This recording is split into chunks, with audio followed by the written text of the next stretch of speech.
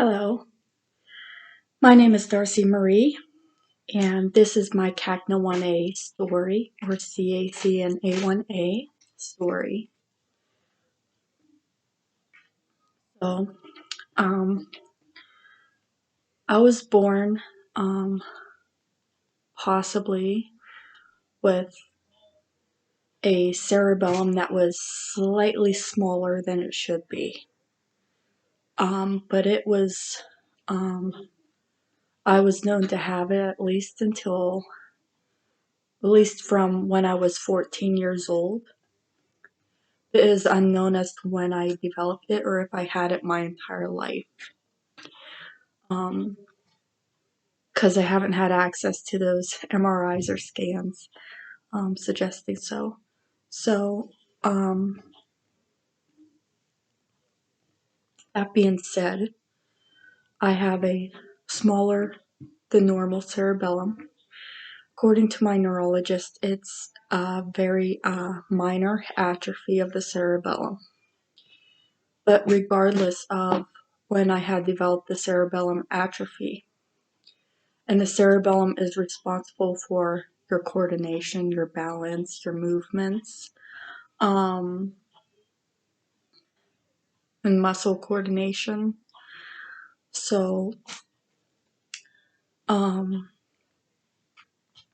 that's what the cerebellum is responsible for. And if there's damage to the cerebellum, these things are impaired in those individuals. So lack of balance, lack of coordination, and muscle control and things like that.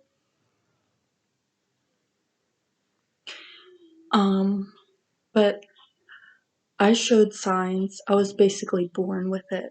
So I showed signs from the minute I entered this world, basically. Because a lot of us with CACNA1A, we have had it our entire lives. Like anyone else, we can accomplish great things, but our entire lives are even extra difficult because we're impacted by intellectual disabilities, cognitive impairments,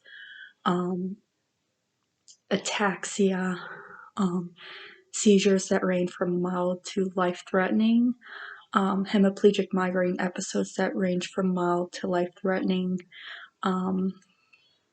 episodic ataxia type 2, and spinocerebellar ataxia.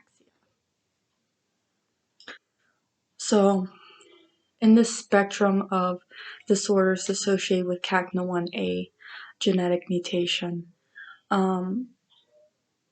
people tend to present features of more than one of these categories, which makes CACNA1A kind of unique because it's very complex in a way where you can actually have a diagnosis of episodic ataxia, but you show symptoms of hemiplegic migraine or spinocerebellar ataxia. And the diseases are so rare, CACNA1A itself is so rare that there has been reports of certain genetic mutations only presenting itself in one or two families with a specific CACNA1A mutation. Depending on the mutation, some can appear in multiple families, or maybe you are the only one in the entire world with it, depending on your specific mutation. But we are all united as one with very much the same symptoms. They're similar to, regardless of your specific genetic difference.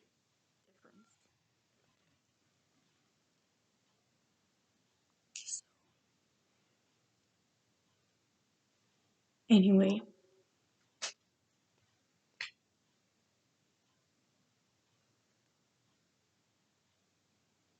I was born July 26, 1992, and I'm now 29 years old, and I was born having symptoms. So I my very first sign of having it was that I was developmentally delayed.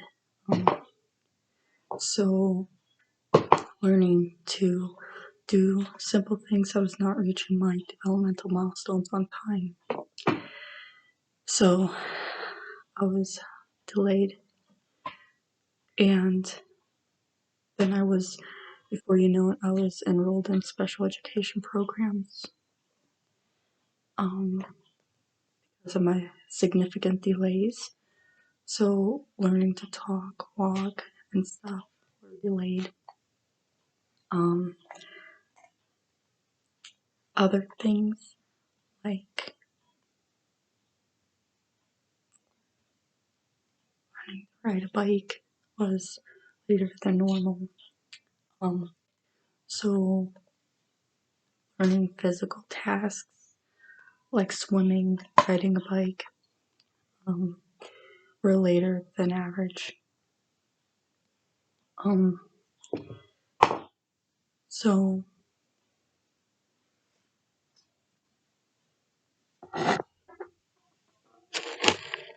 with many of us with CACNA1A genetic mutations, a lot of times we're not like types of ataxias where you were once doing certain activities at one point in your life, and then suddenly you got symptoms later on.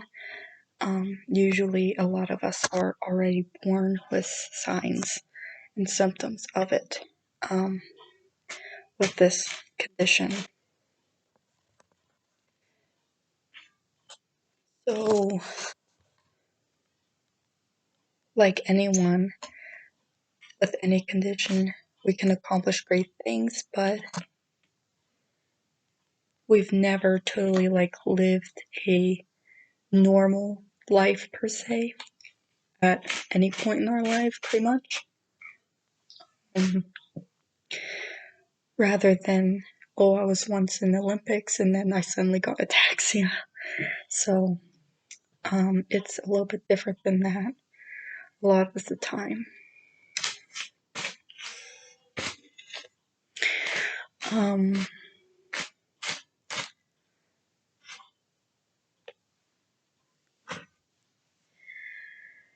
Another thing, so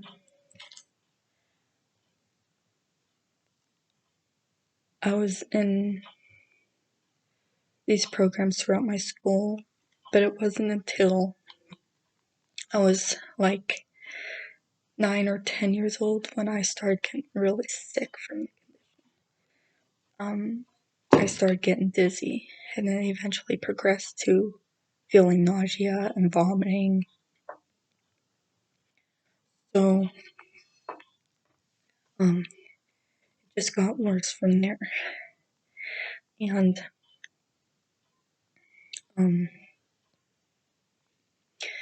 so I was struggling with the being ill. I would get sick almost every day, depending on my stressors and triggers, and sometimes it didn't even have an apparent trigger. And no pattern was identified as to what was making me so sick. There have been times I've participated in gym class and I had fallen because I wouldn't be so uncoordinated. So I had these episodes of that. So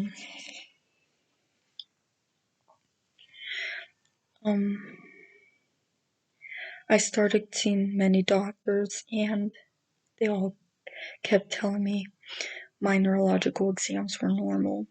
I didn't have ataxia, or it didn't appear like I had anything wrong. And it was anxiety, it was this and it was that. But obviously, that was far from the truth. Um, it was true, but it wasn't. But I'll get to that in a minute. So, um, I had that, and by the time I was 17, I went to Pittsburgh, Pennsylvania to see a neurologist down there, and I was prescribed exozolamide for the episodes or events I was having. With that being said, um, I had it had significantly reduced the episodes I was experiencing, so I was on the right path again.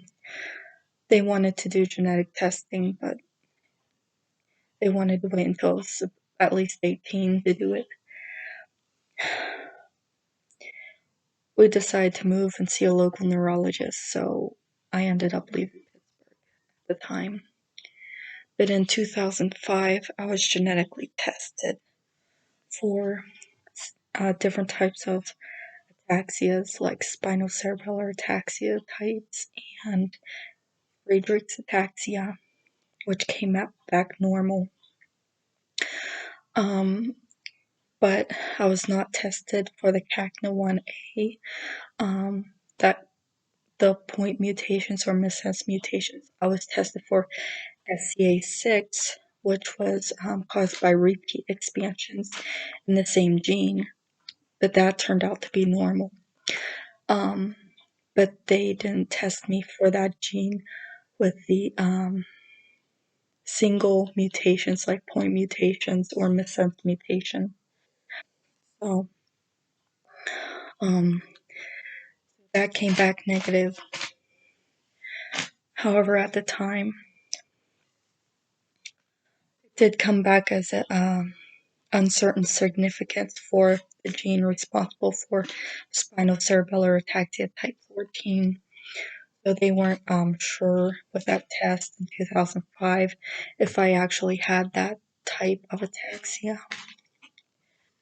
But up to date, I learned that was recategorized as negative. So it kind of ruled out that whole ordeal of the SCA14. So with that being said,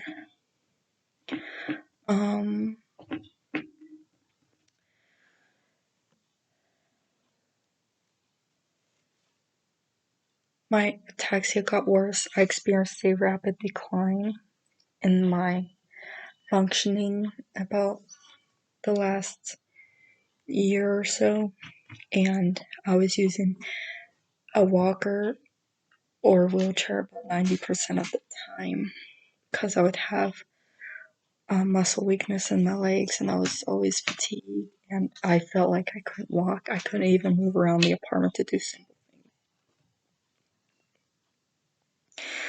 And I was having my episodes of being dizzy again. I couldn't go to the barn and join my horses and ride for longer than 10 minutes each time I went. So it was becoming problematic. September of 2020, I ended up going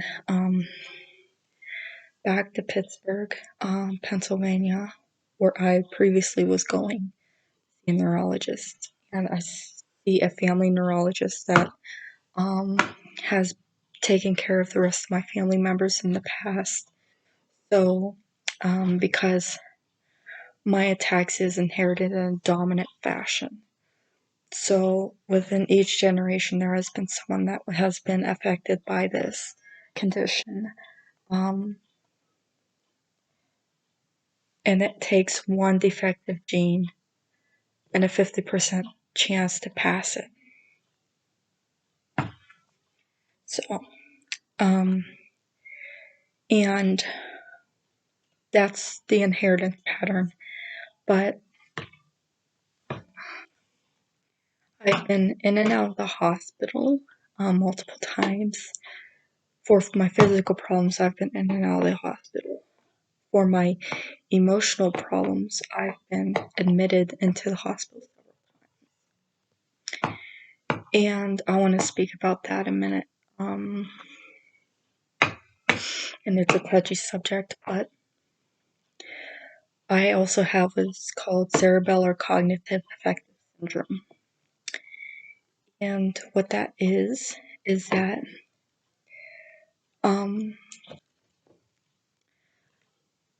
with my cerebellar condition and ataxia, with my cerebellum being affected, it has recently shown that it's not just responsible for muscle control and coordination, but it is also responsible for emotional regulation, mood, cognitive abilities, and learning, motor learning, and stuff like that. So, memory is another thing. So, some people with this can have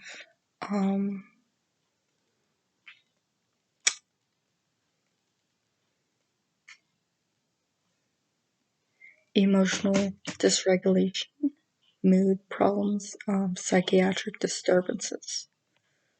So I've been in and out of the hospital for that, and it has been very serious, but that's under control now.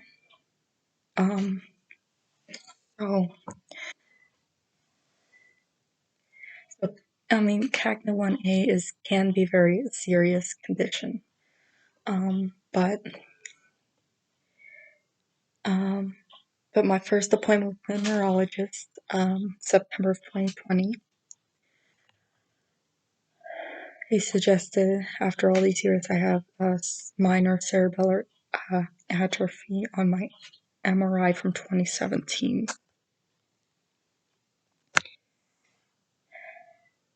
And it hasn't changed since 2008 was how far back he had my MRIs.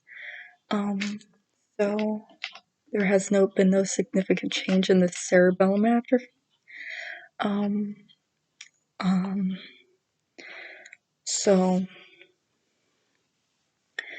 that being said, I do have more side effects or complications from my disease than prior generations before me and my family, with the psychiatric disturbances, emotional regulation, the ataxia, the episodes of dizziness in general. Everything like that seems more severe in me than they were in previous generations in my family. Being developmentally delayed, learning disability, having autism spectrum diagnosis, which research suggests there's a link to the cerebellum in regards to that now, ADHD as well. So I went through all these diagnoses. So my CACNA1A disorder seems more pronounced or significant in me than in prior generations in my family. As there could be a variable way it can manifest. So, for instance, the significance of the cerebellar atrophy, I learned, does not always correlate with the severity of your symptoms in CACNA1A. So, CACNA1A is very a misleading gene because it can manifest in all these different ways, and I can have severe symptoms but minor cerebellar atrophy. Then other members of my family has more prominent cerebellar atrophy but minor symptoms. So it's very a misleading gene. So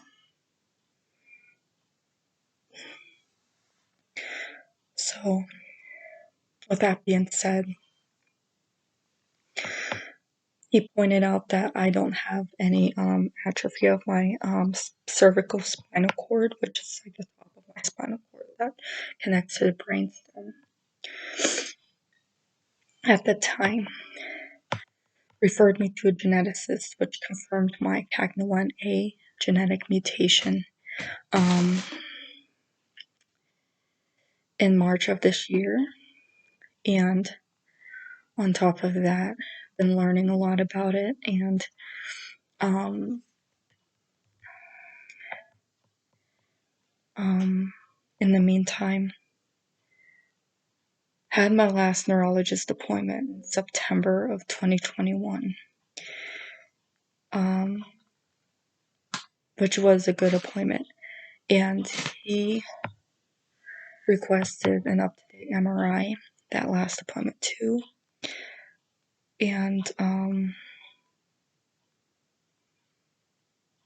here I am now.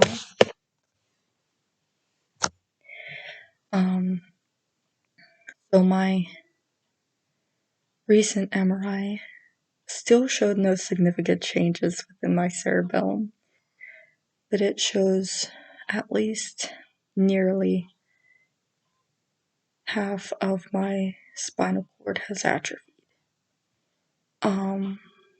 So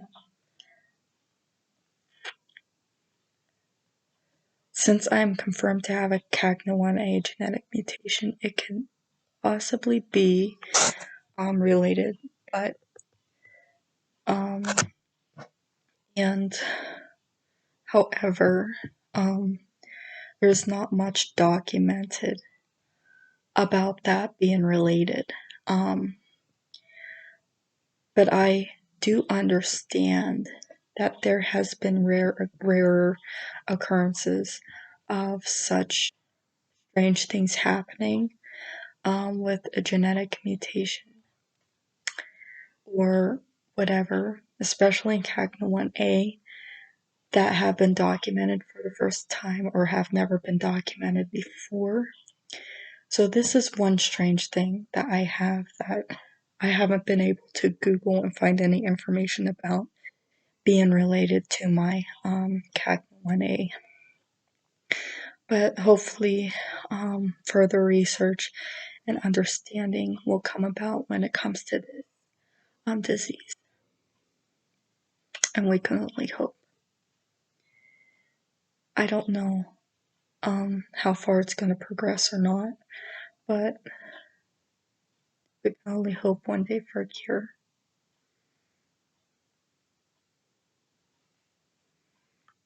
Thank you.